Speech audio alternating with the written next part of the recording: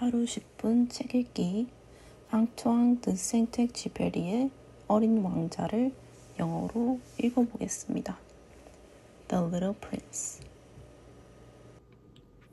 Once when I was 6, I saw a magnificent picture in a book about the jungle called True Stories. It showed a boa constrictor swallowing a wild beast. Here is a copy of the picture. In the book it said, boa constrictors swallow their prey whole without chewing. Afterwards, they are no longer able to move, and they sleep during the 6 months of their digestion. In those days, I thought a lot about jungle adventures, and eventually managed to make my first drawing using a color pencil. My drawing number 1 looked like this. I showed the grown-ups my masterpiece, and I asked them if my drawing scared them. They answered, "Why be scared of a hat?" My drawing was not a picture of a hat. It was a picture of a boa constrictor digesting an elephant.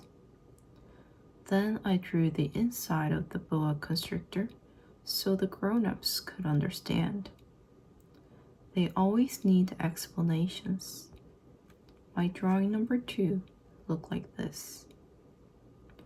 The grown-ups advised me to put away my drawings of boa constrictors outside or inside and apply myself instead to geography, history, arithmetic, and grammar.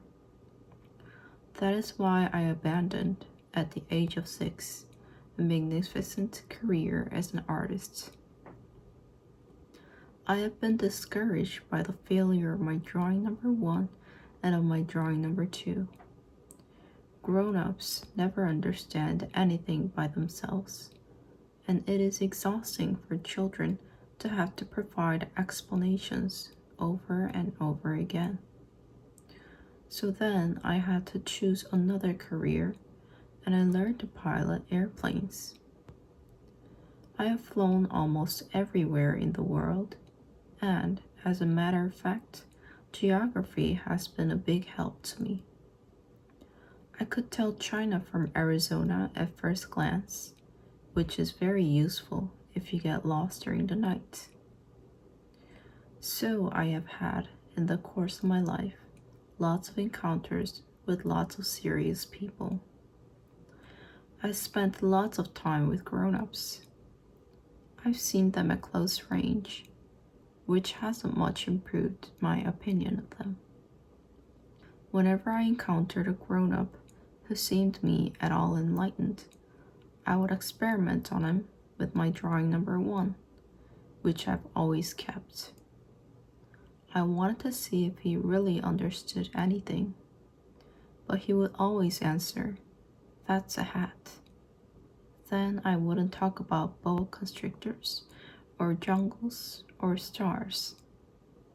I would put myself on his level and talk about bridge and golf and politics and neckties. And my grown-up was glad to know such a reasonable person. So I lived all alone, without anyone I could really talk to, until I had to make a crash landing in the Sahara Desert 6 years ago. Something in my plane's engine had broken, and since I had neither a mechanic nor passengers in the plane with me, I was preparing to undertake the difficult repair job myself. For me, it was a matter of life or death. I had only enough drinking water for 8 days. The first night, then, I went to sleep on the sand 1,000 miles from any inhabited country. I was more isolated than a man shipwrecked on a raft in the middle of the ocean.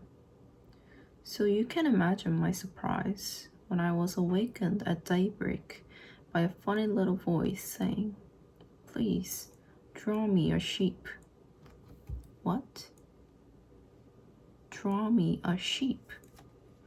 I leaped up as if I had been struck by lightning. I rubbed my eyes hard.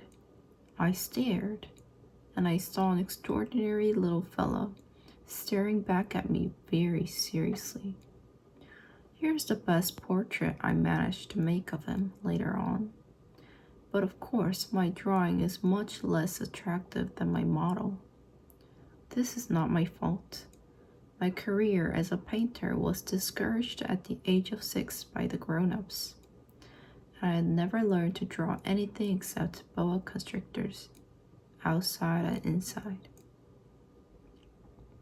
So I stared wide-eyed at this apparition. Don't forget that I was 1,000 miles from any inhabited territory. Yet this little fellow seemed to be neither lost nor dying of exhaustion, hunger, or thirst. Nor did he seem scared to death. There was nothing in his appearance that suggested a child lost in the middle of the desert, 1,000 miles from any inhabited territory. When I finally managed to speak, I asked him, "But what are you doing here?" And then he repeated, very slowly and very seriously, "Please, draw me a sheep." In the face of an overpowering mystery, you don't dare disobey. Absurd as it seemed, 1,000 miles from all inhabited regions, and in danger of death, I took a scrap of paper and a pen out of my pocket. But then I remembered that I mostly studied geography, history, arithmetic, and grammar, and I told the little fellow, rather crossly, that I didn't know how to draw. He replied, "That doesn't matter. Draw me a sheep." Since I'd never drawn a sheep, I made him one of the only 2 things I knew how to make. The one of the boa constrictor from the outside, and I was astounded to hear the little fellow answer, "No, no, I don't want an elephant inside a boa constrictor. A boa constrictor is very dangerous, and an elephant would get in the way. Where I live, everything is very small. I need a sheep. Draw me a sheep." So then I made a drawing. He looked at it carefully and then said, "No, this one is already quite sick. Make another." I made another drawing. My friend gave me a kind, indulgent smile.